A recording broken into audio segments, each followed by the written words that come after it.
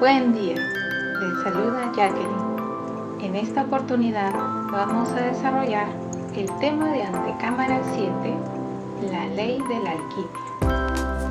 La historia de la alquimia se remonta a muchos siglos atrás, desde la época de los egipcios.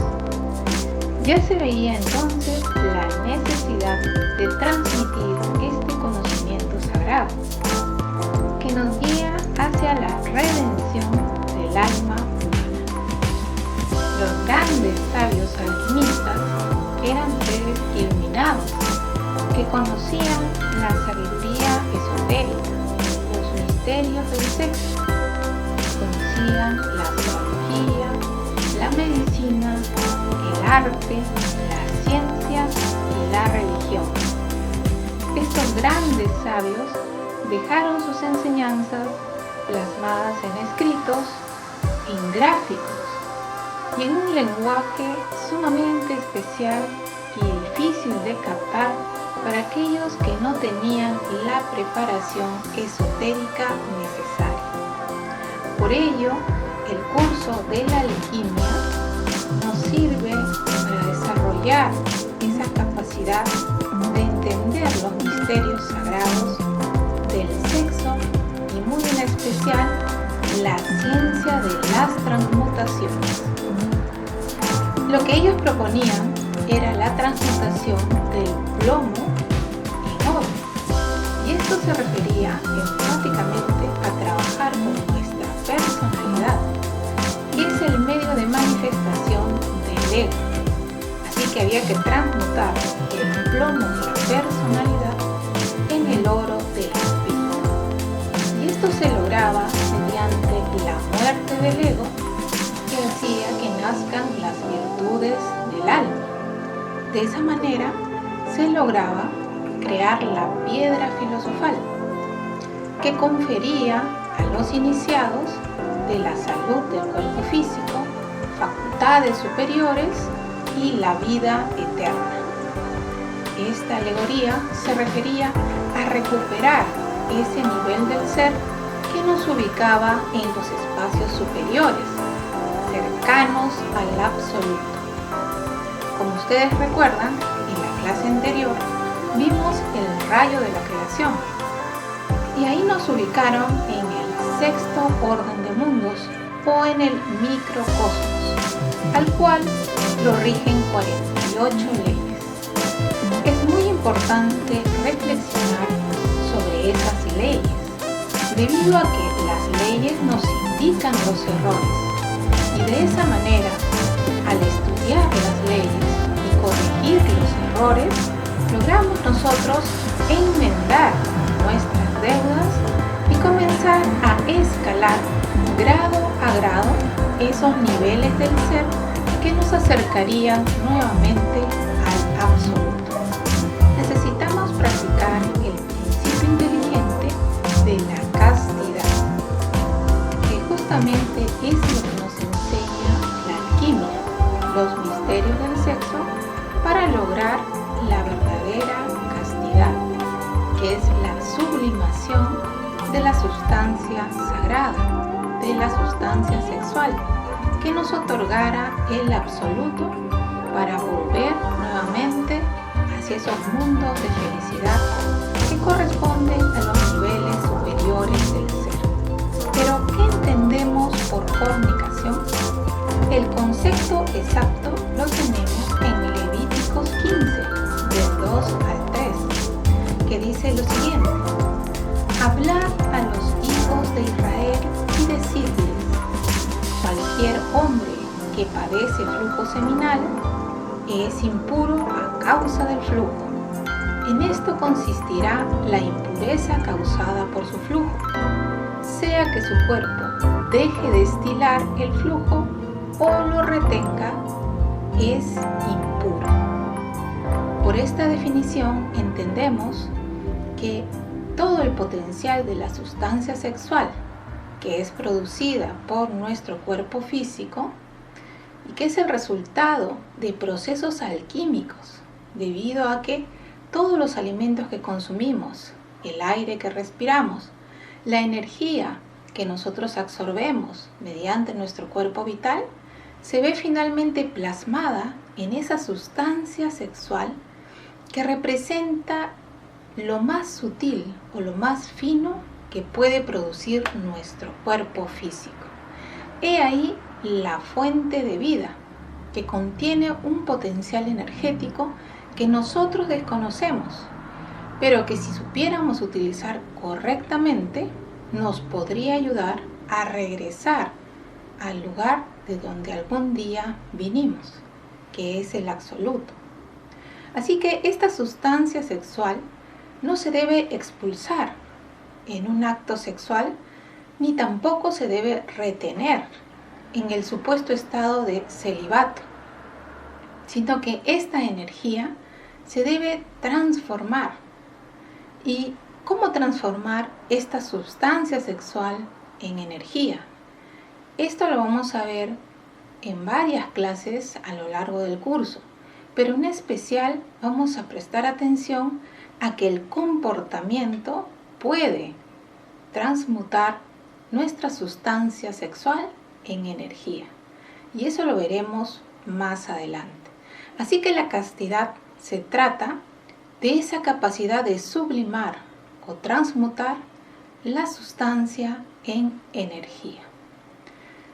Por ello vamos a ver la primera pregunta para ir entendiendo los tipos de sexualidad. ¿Qué se entiende por sexualidad normal?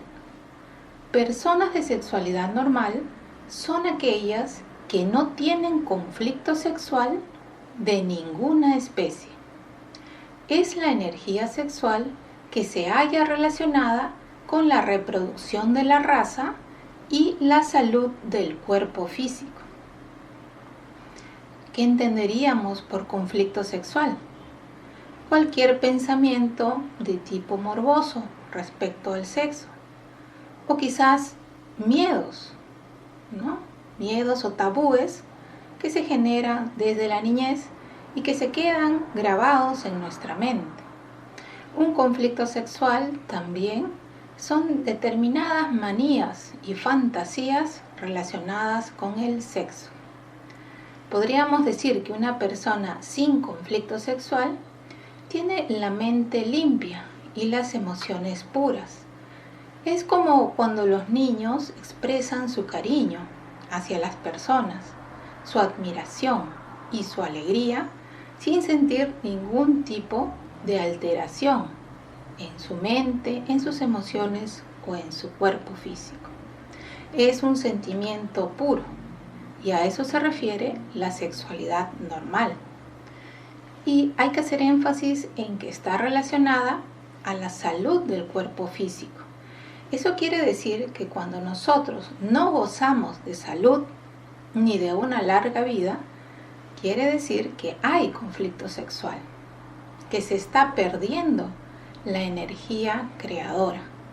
Y esto se debe al ego, porque el ego, mediante la búsqueda de placer, nos hace perder constantemente la energía sexual, sobre todo el deseo de la lujuria, que nos lleva a esa mecánica de búsqueda de placer y dolor o mayores frustraciones. Y esto nos encadena un círculo vicioso en el que constantemente estamos perdiendo energías. Lamentablemente, la fornicación no se da solo por la lujuria. También hay fornicación cuando tenemos explosiones de ira o ataques de pánico o cualquier emoción extrema. También por el estrés, por sensaciones de miedo. Todas estas explosiones de energía o pérdidas de energía se deben a que el ego está haciendo uso de nuestra energía creadora. Pero para entender mucho mejor a qué se refiere esta pérdida de energía, vamos a ver la segunda pregunta. ¿Qué se entiende por infrasexualidad? Son las personas cuya sexualidad está íntimamente relacionada con el pensar, sentir y obrar dentro de las complicadas esferas de Lilith y Nahemá. Gentes que odian el sexo normal, que se distinguen por su crueldad, homosexualidad, masturbación, adulterios, etcétera, etcétera. Hay algo que es muy importante recalcar en la sexualidad normal, y es que se respetan los ciclos reproductivos, es decir, se respeta el periodo de reproducción de la especie, que se da generalmente en las mejores etapas del año, llámese primavera y verano. Esos son los periodos de generación y son respetados por el tipo de sexualidad normal. Y esto es lo que no se hace en los casos de la infrasexualidad. Como vamos a ver en el gráfico, tenemos que en la parte inferior, que corresponde a los niveles inferiores del ser o de degeneración, vemos un símbolo de un círculo que tiene una cruz. Cuando el círculo está hacia abajo, se refiere a que la materia prima sobre el espíritu, y ese es el estado en que se desarrolla la infrasexualidad. Se prefiere el placer antes del respeto por lo sagrado. En la esfera de Nahemá, nosotros ubicamos a las personas que usualmente pierden su energía. Son todos aquellos que no conocen el valor de la sexualidad, el valor de la castidad. Por ello, son los matrimonios comunes o las parejas que conviven. Bueno, en estos casos es una pérdida de energía que realmente se da por ignorancia. También en esta esfera de Nahemá encontramos a las personas que tienen muchas parejas sexuales, llámese promiscuidad. También se encuentran las personas que cultivan mucho el cuerpo físico y la vanidad. Y también encontramos en este grupo a los extremos románticos o grandes sentimentales. En la esfera de Lilith encontramos la mayor perversidad. Allí radican los seres que se dedican al sadomasoquismo, a la homosexualidad, a pervertir a menores, al tráfico o trata de blancas. Encontramos a los suicidas, a los asesinos de toda índole, a los pederastas y a todo lo que nos podamos imaginar en ese aspecto tan bajo de la perversidad. En esa esfera de Lilith, los seres actúan sabiendo lo que hacen, es decir, ellos causan daño y saben que lo hacen, y continúan en ese comportamiento porque han encontrado de esa perversidad el mayor de los placeres. Generalmente estos individuos están condenados a la muerte segunda. Entonces la gran diferencia que encontramos entre las esferas de Nahemá y de Lilith es que los seres de Lilith prácticamente están perdidos. Los seres de Nahemá todavía tienen la posibilidad de recuperar la sexualidad normal y luego ascender poco a poco en esos diferentes niveles del ser que hemos visto para llegar al absoluto. Ahora la pregunta es, ¿dónde nos ubicamos nosotros? ¿En cuál de esas esferas nos encontramos de acuerdo a nuestro comportamiento sexual? Porque hay una estrecha relación entre la ubicación que tenemos en el rayo de la creación y el comportamiento sexual de los individuos. Lamentablemente estamos en el círculo de Nahemá, debido a que cualquier identificación nos lleva a la pérdida de energía creadora. Así tenemos que el ego es el causante de todas nuestras desgracias. Y el ego se produce en nosotros a partir de la caída del Edén, Por eso la ley inferior que vemos en el gráfico es la ley de la caída, que da origen a todas nuestras desgracias. Y el principio mecánico o el defecto psicológico es justamente la fornicación. Es por la fornicación que perdimos la capacidad de ver, de tener imaginación y atención para darnos cuenta del engaño del ego.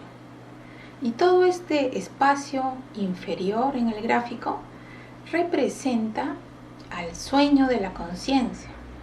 El sueño más profundo de la conciencia está en los niveles más bajos. Cuando una persona llega al fin de su ciclo de 108 vidas, debe pasar por todas estas leyes inferiores hasta las 864 leyes que corresponden al abismo. Y estas leyes son necesarias porque hay que aprender cuál es el error que nos indica la ley.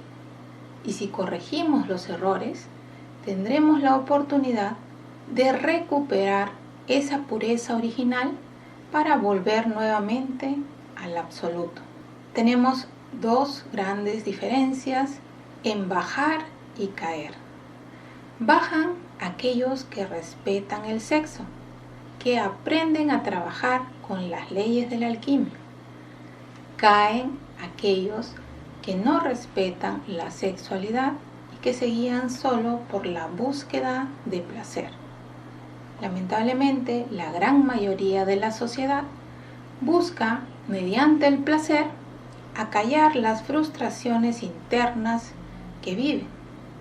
Y todo esto hay que profundizarlo, hay que entenderlo bien, porque los deseos son los que hacen que nosotros caigamos en el error. Y justamente por eso, en la siguiente clase, en Filosofía Oriental, vamos a conocer ese proceso del deseo, placer y dolor. Ese proceso es el que nosotros realmente practicamos a diario, el que debemos de dejar, el que debemos de transmutar por un comportamiento equilibrado. Y eso solo es posible transmutando la sustancia sexual en energía, porque la energía sexual pone orden en nosotros, en nuestros pensamientos, sentimientos y en nuestros actos. La energía sexual debe estar dentro de nosotros, en nuestro cuerpo vital, para que nuestro cuerpo físico marche con salud y bienestar. Como podemos ver en el gráfico, para la escala de esos niveles superiores del ser, necesitamos pasar muchas pruebas. Todas esas pruebas se basan en la castidad. El nivel de nuestra pureza sexual nos ayuda a ir paso a paso por ley de gradación en cada uno de los niveles superiores del ser. No debemos olvidar que nuestras energías se transmutan en el cuerpo etérico, que contiene 3 canales por los cuales esa energía será transmutada. En una primera etapa, la energía debe ser transmutada con el comportamiento diario. Esto nos lleva a la purificación de nuestras aguas de vida. Y ese es el trabajo de la suprasexualidad. Pero veamos el concepto de suprasexual. Son las personas cuya energía sexual se halla relacionada con el espíritu divino del hombre, que no abusan del sexo ni tienen aberraciones de ninguna especie. Entran en el cuarto camino, en la esfera de la iluminación interna. Este cuarto camino se refiere al matrimonio perfecto, aquel que vimos en la clase número 1, y para el cual decíamos se requiere de una preparación especial. Y es justamente la que estamos recibiendo ahora, conocer los misterios del sexo, que el matrimonio en sí es una alianza para purificar nuestras aguas sexuales y también para lograr rescatar esas virtudes o poderes del alma que nos ayuden a regresar nuevamente al absoluto. Así que esta alianza del matrimonio solo se puede dar cuando la pareja está preparada. Si no, de lo contrario, sería más bien una alianza para llegar al abismo, debido a que no se respetaría lo sagrado. La ley de la alquimia, en el aspecto de la suprasexualidad, se compone de 4 leyes. La primera de esas leyes es la ley el que da, recibe. ¿Cómo se procesa esta ley en la alquimia? Cada vez que nosotros dedicamos nuestro tiempo al estudio, la práctica, la reflexión sobre todos estos conocimientos que recibimos, estamos dando para el alma, estamos colaborando con nuestro proceso de regeneración. Esa es la forma más elevada de dar para el alma. También está el dar para el prójimo. Por ejemplo, colaborar en el hogar, en las diversas tareas que nos sea posible.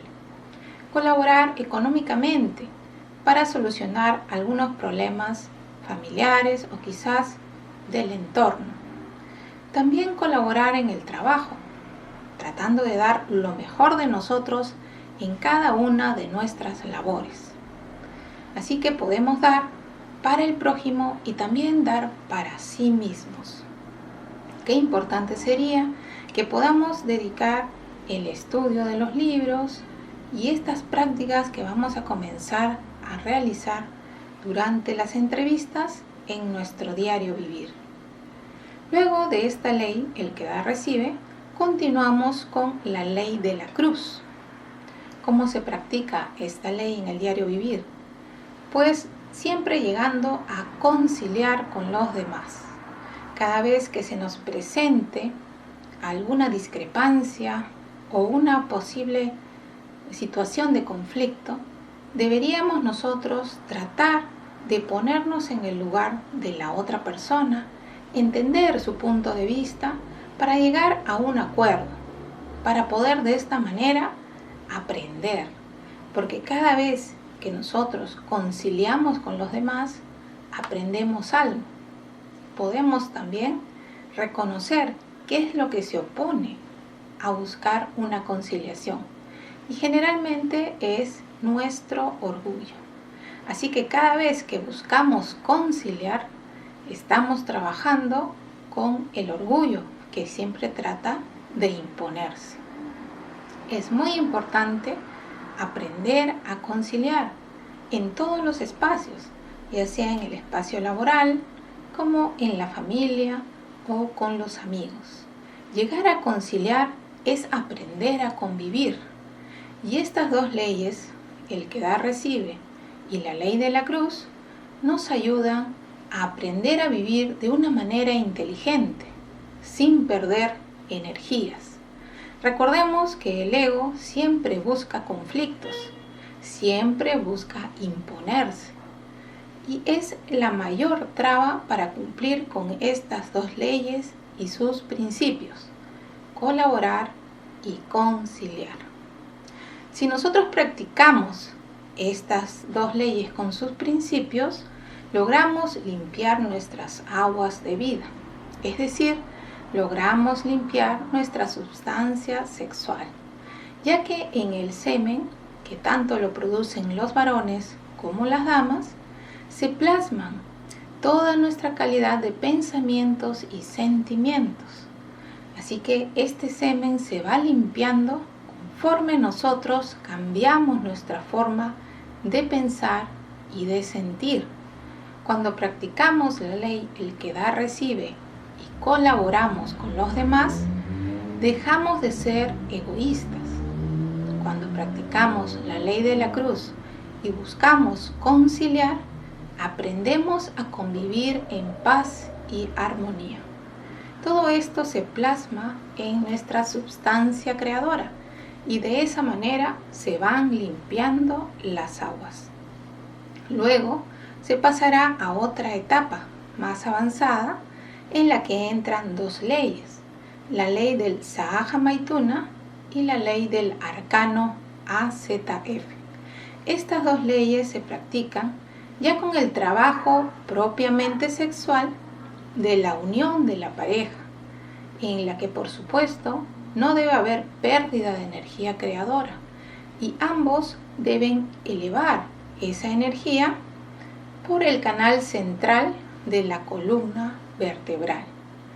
A esto le llamamos el uso de los canales de energía que vemos en el cauceo de Mercurio. Habíamos mencionado que hay dos vías o dos canales menores que se encuentran en los extremos. Esos canales son los primeros que se limpian con las dos leyes iniciales. Luego estaríamos preparados para comenzar a canalizar nuestra energía por la vía del centro, que se activa con la unión en pareja. Estos tres canales o estas tres vías por las que se eleva la energía en el cuerpo etérico están también simbolizadas en las fachadas de las catedrales mediante las tres puertas. Vemos que toda catedral antigua tiene dos puertas pequeñas y una central que es mucho más amplia.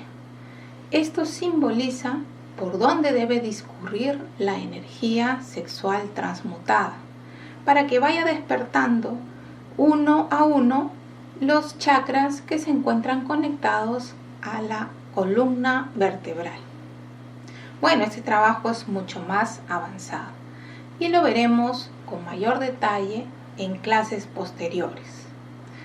No olviden que quien quiera subir tiene primero que bajar, es decir, comenzar por esas leyes, la ley el que da recibe y la ley de la cruz, porque de esa manera logramos nosotros trabajar con el orgullo y logramos disminuir esa libido o ese deseo sexual tan exacerbado que ocurre cuando las aguas están sucias, cuando no hemos aprendido a cambiar nuestra forma de pensar y de sentir.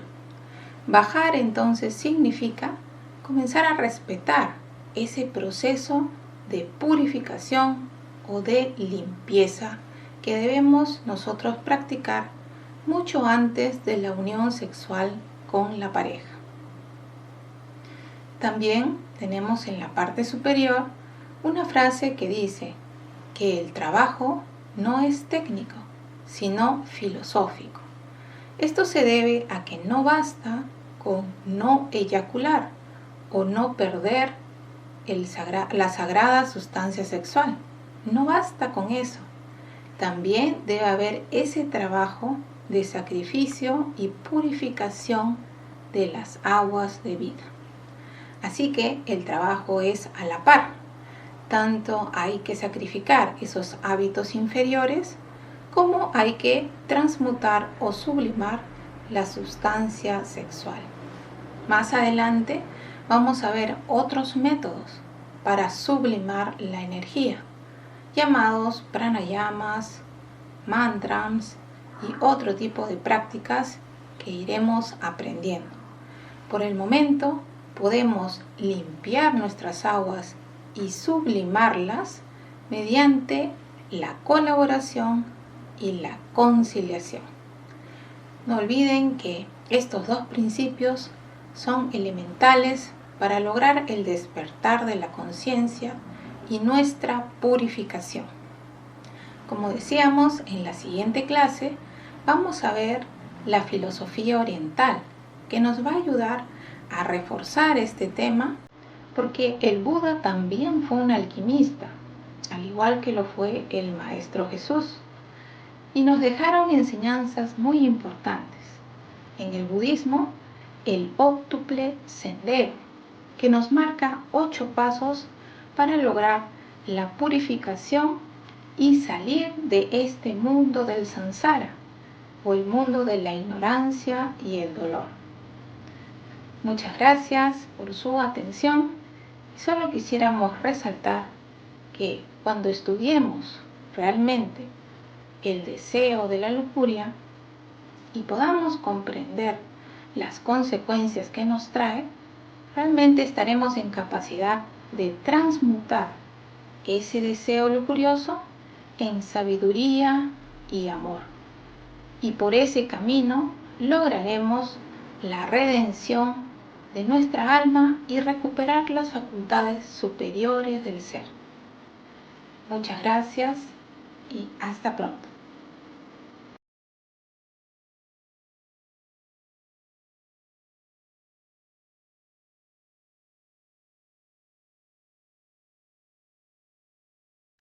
Muchas gracias, Fernando. Muy buenas noches a todos. Me es un gusto compartir con ustedes el día de hoy este tema de la alquimia de cámara 7.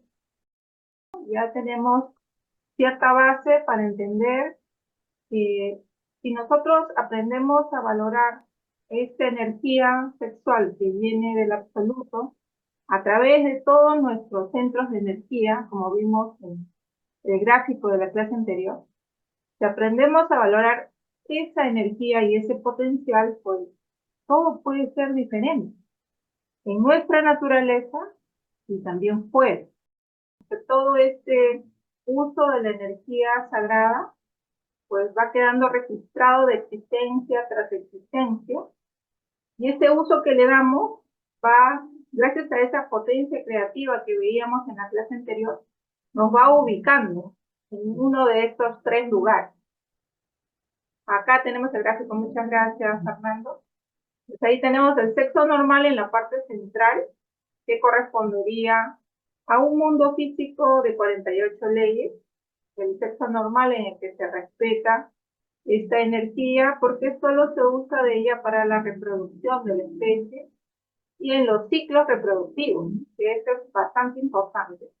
En esta esfera de la sexualidad normal, algo que causa bastante impacto es de que va acompañada de buena salud. O sea, una persona que es longeva, una persona que tiene buena salud, que ahora estamos viendo que llegan las personas a 100, 110 años en algunas partes del mundo, pues son personas que han tenido esa sexualidad normal. Y se nota la diferencia, ¿no? Entre alguien que ya comienza a tener enfermedades a los 20, a los 30 años. Pero ¿por qué es esto, no? ¿Por qué si es una persona joven, ya a los 50 ya tiene una serie de dolencias que realmente han hecho un promedio y cada persona en general tiene 5 problemas de salud? Esto es a nivel de la población mundial. Y nos impacta, claro, porque nosotros vemos a nuestro alrededor y nosotros mismos que esta salud pues se ve alterada por una gripe, se ve alterada pues por un cambio de clima, ya nos duele la garganta o comemos algo y ya nos produce un malestar estomacal. O sea, se ha perdido esa fuerza vital de la persona normal debido a la ignorancia de esa energía y de cómo debería usarse. Acá el maestro hace él divide, o sea, él está hablando el sexo normal y y el sexo inferior y el suprasexo. Pero también hay una parte donde él habla de genialidad. Lo que yo sí me acuerdo que las personas en la universidad, en el caso, ¿no? De que personas que eran no tímidas, sino que más formales y que de pronto estaban más involucradas en sus cosas, este, eran como geniales, como que tenían más memoria, tenían más acceso a los chancones, por ejemplo, ¿no? Pero no es que no eran tontos, sino que de pronto tenían un grupo mucho más cerrado y yo supongo de que de pronto esa parte sexual la cambiaban y lo volvían a otra energía, ¿no? ¿A eso se refería el maestro cuando habla de genialidad? Esa era la pregunta. Gracias. Gracias, Tania. Sí, miren, es interesante, ¿no? Porque algunas personas en esta vida común, pues no utilizan tanto esa energía sexual para, digamos, ir a fiestas, tener una enamorada, un enamorado. No utilizan tanto su energía sexual en la lujuria, sino que utilizan esa energía sexual en otro centro que vendría a ser el del pensamiento, el intelectual. Y cada quien usa la energía de acuerdo a su naturaleza. Y todos somos bien particulares, ¿no? Así que algunos tienen matices de lujuria muy marcados y otros no. Pero igualmente, al desconocer el fundamento de esta energía, de dónde viene esta energía y cómo es que nos hace posible manifestarnos en este mundo, como hay desconocimiento, se usa en forma equivocada. Es decir, lo usa el ego. El ego lo usa para lo que quiere lograr. En este caso puedes destacar en el ámbito intelectual o de repente puedes tener un excelente trabajo, un excelente futuro laboral usando esta energía en el ámbito intelectual. Cuando el maestro se refiere a la genialidad, está hablando de los grandes sabios, ¿no? Que se diría que son genios. Son grandes sabios que han marcado la historia. Entonces, cuando el maestro en esta oportunidad nos habla del maestro Jesús, nos habla de Buda, del Krishna, nos está hablando de genios. ¿Genios de qué? De la sabiduría. Totalmente diferente al ámbito físico, tridimensional del mundo en que vivimos, en el que se destacan algunos intelectuales, algunas personas que tienen, por ejemplo, desarrollado mucho la parte emocional y son artistas, cantantes, ¿no? Hay una gran diferencia entre la genialidad, hablando de sabiduría y de la conciencia, que esto que nosotros llamamos genios, premios Nobel, etcétera. Y en esta clase la invitación es a conocer en profundidad la castidad. Es una virtud que nosotros podemos lograr, podemos comprender, pero a partir de una reflexión profunda de lo que se trata esta energía. Si nosotros, por ejemplo, vamos observando y vamos escuchando diferentes científicos, los que están descubriendo en la actualidad, nos dicen que el potencial de las hormonas de nuestro cuerpo es el que va a regir todos los procesos bioquímicos, fisiológicos, que van a determinar que nuestra vida sea corta, con muchas enfermedades, o larga y con bastante salud. Y esto tiene una estrecha relación a la energía creadora o al uso que le damos a esa energía creadora. Entonces, por más de que nosotros compremos probióticos, nos llenemos de yogures y tantos productos naturales que se venden, que tienen esta calidad, ¿no? De estos microbios tan pequeñitos que dan vitalidad a nuestro cuerpo y lo equilibran, según dicen los científicos. Todo eso depende de nuestra energía creadora. Es decir, la energía creadora va a dar la vitalidad a nuestra naturaleza interna, que es como un microcosmos, porque está llena pues de elementos con vida, para que esta vida que tiene la célula se prolongue. ¿Con qué fin nos ayudaría a prolongar la vida de nuestras células, tejidos, órganos y la edad que llegamos a tener? ¿Con qué finalidad sería? Con la finalidad de que podamos encontrar ese camino de regeneración que nos muestra esta lámina. Es decir, recuperar el estado normal de salud del cuerpo físico, del potencial de energía, para que podamos construir lo que nos falta, esos cuerpos superiores, esa energía transmutada de la que hablamos en esta clase. Así que todos estos descubrimientos que se están dando ahora, de la microflora intestinal, todo ese tipo de descubrimientos para alargar la vida, el famoso anti-age que está de moda, pues esa antiedad, ese detener el envejecimiento y la enfermedad, depende netamente de nuestra energía. Entonces, si la energía está en un potencial elevado, si estamos nosotros practicando principios inteligentes como colaborar, como conciliar, como comprender esa castidad, pues nuestra vida va a ser diferente en calidad físicamente, pero también energéticamente vamos a tener mayor energía, en nuestro pensamiento, más equilibrados emocionalmente. Es decir, llegar a un estado normal va a ser una gran diferencia que se va a notar entre nuestro entorno. Entonces, si alguien comienza a hacer estas prácticas que nosotros proponemos, a investigar, a reflexionar, va a notar una diferencia en su vida y en la calidad de su vida. Y eso es algo que nosotros necesitamos rescatar, ¿no? ¿Cómo llegar a lo normal? Tendríamos que ver lo infrasexual, que es lo que tendríamos que cambiar, ¿no? Por ejemplo, esos prejuicios, esos tabúes, esos conflictos que mencionábamos en clases, conflictos de tipo sexual, tendrían que ser reflexionados, investigados, para que podamos solucionar ese conflicto. Ya no esté interfiriendo en nosotros, que nos han llevado a una esfera inferior, a esa que dice 96 leyes, que es un mundo animal, es un mundo de reacciones, por ejemplo, de atracción y repulsión. Es un mundo en el que nosotros nos enamoramos de alguien, satisfacemos el deseo y cambiamos de pareja. Es decir, es ese mundo de Najemá que va rumbo al Lilith, que es hacia abajo, ¿no? De 96 hacia abajo, ya estaríamos hablando de las esferas de Lilith. Y en 96 estaría ubicado el estilo de vida de Najemá, que es el que pierde su energía en placeres pues, de tipo sexual o en explosiones de violencia o de emociones inferiores. Y sobre este punto, nos gustaría saber si alguno de ustedes ha reflexionado sobre qué es un conflicto sexual. ¿Cómo lo pueden identificar ustedes? Tengo entendido que, por ejemplo, desperdiciar o expulsar la energía sexual está mal, pero retenerla también está mal. Entonces, ¿cómo se llega al punto equilibrado?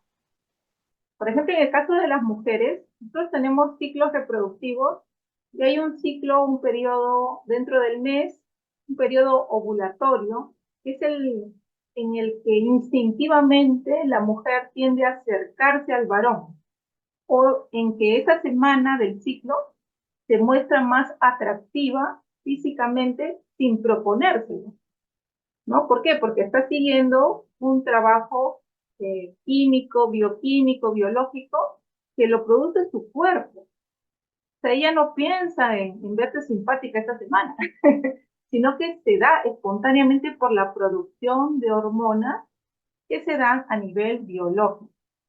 Ese ciclo lo rige su madre naturaleza particular. O sea, cada quien tiene su madre naturaleza que va viendo esos ciclos y esa producción hormonal que finalmente nos da cualidades y nos da vitalidad como mujeres. Así que nosotros tenemos una semana muy especial en la que hay que hacer mucha transmutación de la energía, que puede ser con la parte emocional, es decir, escuchando música que sea muy elevada, como la música clásica o música de meditación, haciendo, por ejemplo, labores de tipo de naturaleza, o sea, manejando la tierra. Si tenemos, pues, alguna plantita que estamos cuidando, relacionándonos con esa tierra, entonces vamos transmutando nuestra energía porque la naturaleza tiende a armonizar, ¿no? La música superior tiende a armonizar, ¿no? Y también haciendo esas obras que decíamos de conciliar y de colaborar. Cualquier principio inteligente nos va a llevar a transmutar energía. Además, vamos a ver una técnica muy especial que se da en antecámara 14 para hacer un proceso de respiraciones conscientes que nos van a ayudar a elevar esas energías. Pero en el caso del varón es distinto. El varón cada 3 días produce una cantidad hormonal mayor que la mujer. Entonces, ¿qué sucede? De que el varón cada 3 días aproximadamente, pues tiene esta producción hormonal fuerte en la que siente esa parte instintiva que lo lleva a buscar a la pareja. Y por eso es que vemos que en el varón es bastante difícil manejar esta energía porque requiere de mucha preparación. Entonces, esta preparación del varón es idéntica a la de la mujer. Tiene que recurrir a la naturaleza, tiene que recurrir a la música, tiene que recurrir al deporte. El deporte es muy importante para el varón porque como tiene tanta producción hormonal de energía, el deporte lo ayuda a canalizar esas energías. Vamos a aprender más adelante todo un ciclo de ejercicios que se llaman gimnasia de la macería, que ayudan a ese proceso de transmutación. Entonces el movimiento, digamos, inteligente que sería con esa técnica y los procesos de meditación, concentración, todo eso nos va a ayudar a transmutar energías y las técnicas en la clase de antecámara 14. Así que el varón lo tiene un poco más difícil porque esa producción es constante, ¿no? Porque nosotros tenemos que tener orden en nuestra forma de pensar y saber que ese potencial de hormonas que está produciendo nuestro cuerpo en forma normal, natural, es para ser bien aprovechado. Que la mujer debe conocer la naturaleza del varón para ayudarlo a llevar esas energías por buen lugar, por buen puerto. Así que si tenemos nuestra pareja que es un poco flojo, que no le gusta salir, entonces tendríamos que nosotras que motivarle a que vaya a la naturaleza, a que haga deportes, a que haga algo que lo ayude a que esa energía no lo haga explotar en lujuria, sino que esa energía se canalice por una vía normal. Y estamos hablando de sexualidad normal, ¿no? Entonces, estamos tratando de lograr un equilibrio y de tener esa energía donde debe estar, que es en nuestro cuerpo vital. Y ahí está, pues, el gran tema, ¿no?, de esta clase. La energía no debe estar afuera, debe estar dentro de nuestro cuerpo vital. Y esto nosotros comenzamos a reflexionarlo, vamos a entender, pues, por qué hay que recurrir a la naturaleza, por qué hay que recurrir a buena música, a de repente algún arte, por qué hay que recurrir a eso que nos normaliza, nos armoniza, porque esa energía vuelve a nuestro centro vital. Ya no la perdemos, más bien estamos creando con esa energía algo que produce más armonía. Y lo que queremos es justamente descubrir qué nos hace infrasexuales y cómo es que tendríamos nosotros que llegar a lo normal para luego comenzar a escalar hacia esa suprasexualidad que nos menciona Tania y que efectivamente todos podríamos lograr si primero salimos de lo infrasexual hacia lo normal. Estas prácticas pequeñitas de estas clases que estamos recibiendo de 5 minutos, 10 minutos, esas prácticas ayudan a transmutar la energía y nos relacionan con nuestro cuerpo vital. En el caso de la intimidad en pareja, uno nada más debería tener intimidad para reproducirse.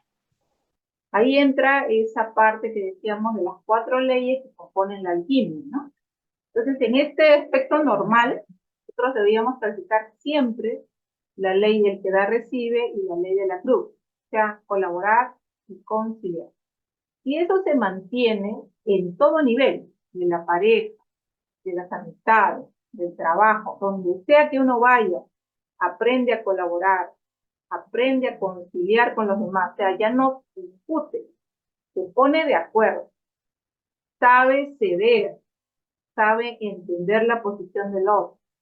Si uno mantiene ese tipo de vida, esos principios inteligentes, finalmente sus aguas se van a ir limpiando. ¿A qué nos referimos con esto de las aguas, no? Es que todo lo que hacemos nosotros, lo que pensamos, lo que sentimos, queda registrado en nuestras células y en especial en nuestras células sexuales. Que cuando nosotros quisiéramos hacer una transmutación en pareja, si no hemos pasado por un proceso de limpieza de esas energías, entonces, ¿qué vamos a transmutar? ¿Para quién vamos a unirnos en pareja con esta idea de la transmutación sexual? Pues netamente para el ego, ¿no? Entonces, ¿cómo podríamos nosotros unirnos a la pareja, transmutar nuestra energía, si antes no hemos limpiado esa forma en la que tratábamos la energía y en la que la usábamos. Hay un proceso entonces, es un proceso de limpieza que puede durar meses, que puede durar años, dependiendo de la naturaleza de cada quien. Y en ese proceso de limpieza, y cuando se va manifestando la conciencia, ya se puede hablar en una etapa de esa unión sexual para transmutación. Entonces, ¿quién va a determinar eso? La misma conciencia de cada persona. Nosotros no les prohibimos a ustedes nada, ni les decimos pues que no hagan esto o no hagan aquello. Eso es ya cuestión de cada uno, que se tome esta información, trate de entenderla, a ver, reflexiona acerca de si tiene fundamento o no tiene fundamento. Y también que sepa entender los procesos, ¿no? Porque todo tiene etapas. Entonces, en esta primera etapa, nosotros los invitamos a entender el tema, a llevarlo a una confrontación con la vida misma que uno tiene y comenzar a ver, ¿no? A ver, ¿estoy en sexualidad normal o estoy en intrasexualidad? ¿Dónde estoy? Primero hemos mencionado, no tenemos buena salud, ya sabemos dónde estamos. Miren, sin ni siquiera hablar de perversión, ¿no? Simplemente la salud. Entonces hay que recuperar esa vitalidad, ese orden, esa limpieza en la mente y en las emociones, de no querer unirse a la pareja solo para tener placer, sino buscar esa integración con la pareja, pero para entrar en otro tipo de vida, una vida que sea llena de luz, llena de armonía, una vida que pueda realmente irradiar ese amor que aún nosotros no conocemos, ¿no? Ese amor legítimo que mencionaba el maestro, ¿no? El hombre tiene derecho a experimentar ese tipo de amor legítimo o ese placer sexual legítimo, que no tiene nada que ver con el placer animal, sino con un tipo de unión espiritual. Es como que en ese momento la pareja pudiera tener un contacto con esa luz o ese gran ser que le dio vida.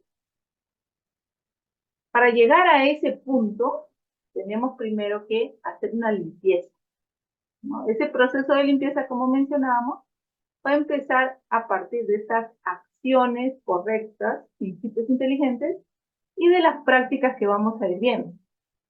Prácticas como el pranayama, como la gimnasia de la materia, como las runas, todo esto lo vamos a ir viendo poco a poco, ¿no? Y hay ciertos temas que son realmente muy importantes para practicar y para evidenciar cómo se diferencia este tipo de vida cuando ya se equilibra la energía en un estado normal, cómo se diferencia la vida, ¿no? Ya es otra forma de vivir, solo estando en el estado normal. Y luego, pues, ya tendremos las bases para hacer grandes sacrificios y este tema que vimos en el libro, ¿no? Los sacrificios y la ley de entropía. O sea, cómo salir de este desorden de las 96 leyes, entrar a una sexualidad normal y emprender un proceso de suprasexualidad en la regeneración. Profesora, entonces todo lo que usted ha explicado ahora en estos minutos está de acuerdo cuando dice ahí en el gráfico que no es un trabajo técnico, es filosófico. Efectivamente, Jenny, no es un trabajo técnico, ¿no? Muchas personas pues han dicho, no, pues si yo no caigo, ¿no? Yo puedo retenerme en ese momento, contenerme y no hay peligro en la unión sexual. ¿Y quién toma eso? Lo toma el ego, ¿no? Entonces el ego se va fortaleciendo con esa energía porque esta persona no ha reflexionado y para que sea efectivamente la conciencia la que guíe esta transmutación sexual, tanto personal, como estábamos mencionando, o en pareja. Por eso se dice que es un trabajo filosófico, porque va hacia el alma, hacia la conciencia. Y tiene pues una connotación de tipo superior. Cuando nosotros abarcamos un tema en el aspecto netamente tridimensional o físico, tiene un valor, pero cuando lo hacemos en el espacio superior filosófico, pues ya vamos al alma, ya vamos a la conciencia. Y dice el maestro que se puede dejar todo, ¿no? Un placer sexual, se puede dejar de ganar dinero, se puede dejar muchas cosas, pero lo que no se puede dejar es el sufrimiento, que nos agrada estar en ese estado.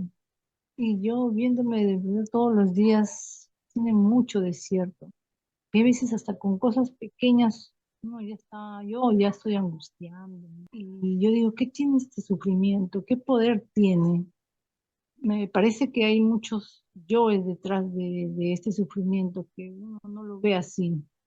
Me parece que hay autoconsideración, rendimiento, uno con uno mismo. Si creemos que está afuera en la persona, que está en uno mismo. Y estos sufrimientos se han creado por reacciones instintivas, animalescas o reacciones mecánicas que están en ese mundo de las 96 leyes, que pertenecen a un comportamiento intrasexual. O sea, nuestra forma de pensar y de sentir cuando estamos en este ser intrasexual es justamente esa, ¿no? De buscar sufrimientos, de aferrarnos al dolor, a las penas, de recordar las cosas que nos han traído conflicto, y estamos arraigados a eso porque nuestra sexualidad es de tipo inferior, entonces le da más fuerza al yo, y el yo pues cada vez gana más terreno, ¿no? Y tenemos esta gran debilidad porque nuestra energía no está bien canalizada. Por eso decíamos nosotros en clases anteriores que el alma necesita su alimento, necesita su vestido, no solamente el cuerpo físico. Entonces, ¿cómo se alimenta el alma? ¿Cómo se viste el alma? Cuando se usa correctamente la energía creadora. Y eso es algo que hay que tener en cuenta, ¿no? Esta energía creadora la hemos recibido del absoluto para que nosotros tengamos el potencial de regeneración. Si esta energía la usamos en forma equivocada, pues el ego es el que se va a fortalecer y cada vez vamos a ser más esclavos del conflicto y del caos, como lo vemos en la sociedad. Pero ¿qué pasa cuando una persona comienza a entender esta energía? ¿Para qué nos fue dada? ¿Y qué puertas nos abre esta energía cuando es bien canalizada? Pues cuando esa persona lo llega a procesar, a comprender, recupera un estado de normalidad en el que si pasa algo negativo, pues pasó, voy a corregirlo y sigo adelante, ¿no? Si tuve un conflicto fuerte, analizo qué fue lo que sucedió, en qué parte me equivoqué y lo corrijo. Y ese corregir nos va ayudando a salir, entonces ya no va a haber no vamos a estar aferrados a un recuerdo, a un sufrimiento, sino vamos a aferrarnos a la conciencia y a la luz de la comprensión.